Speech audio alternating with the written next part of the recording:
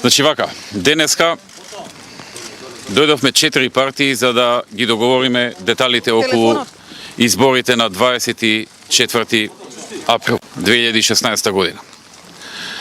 Од тие 4 партии, 3 партии бевме подготвени да ги договориме сите детали што треба се договорат. Една партија, односно еден човек дојде со намера да се одложат изборите, односно со барање и инсистирање да се одложат изборите. Тој човек има име и презиме. Неговото име е Зоран, а неговото презиме е Заев. Денеска не се зборуваше за никакви детали околу изборите. Не се зборуваше ни за законот за медиуми, не се зборуваше ни за методологијата за почистување на списоците, бидејќи Зоран Заев не сакаше за тоа да се зборува. Тој инсистираше да се прифати од страна на сите политички партии дека е добро да се одложат изборите. Така што ни потроши повеќе од 12 сати и на нас од представниците на другите 3 политички партии и на меѓународната заедница за цело време да бара, да моли, да убедува, да инсистира да нема избори на 24 април. Нас не е јасно зашто го бара тоа.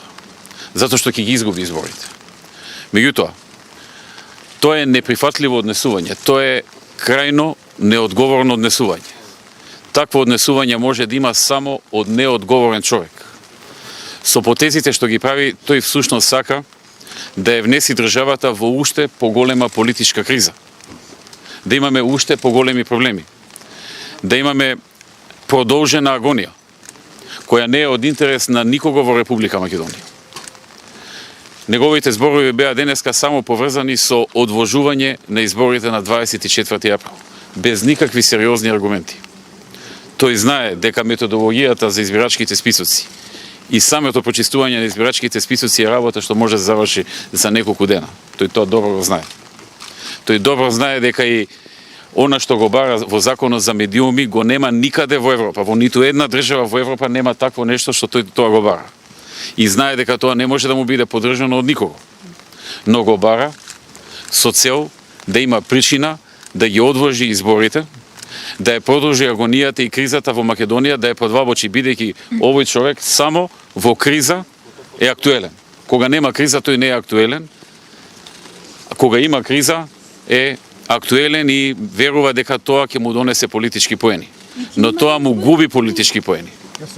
Затоа што постојано и секојдневно со ваквото однесување поддршката, неговата поддршка опаѓа. Затоа што народот гледа како се однесува. Одамна се знае дека не држи до зборот, но сега веќе се знае дека заради своји лични интереси се обидува да ја продолжи кризата на сите граѓани на Македонија. Сите да страдаат заради тоа што тој има некаков интерес, личен, кој што никој друг не го разбира освен тој. Премиере.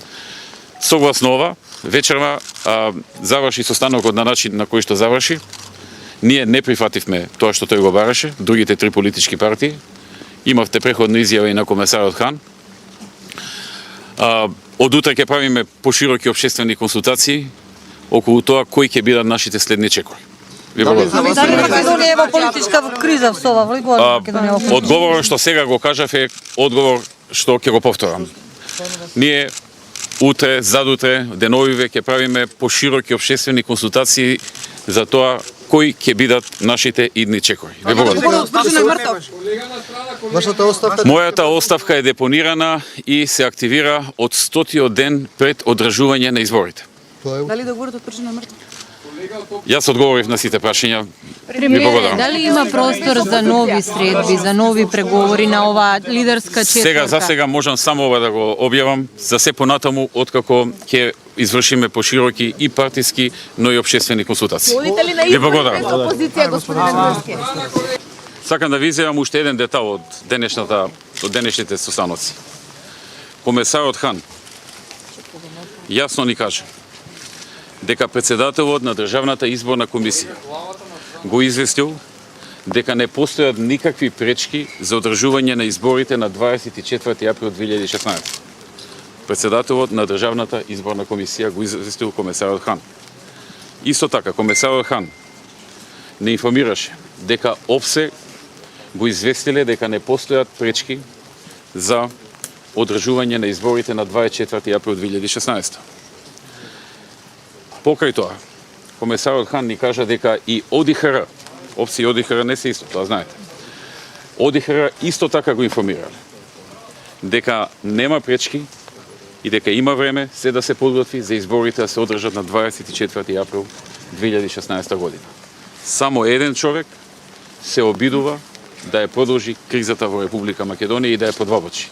Затоа што со неговото однесување не само што не може да се реши, туку може да се подвабочи кризата. Тоа сака само да ви го кажам.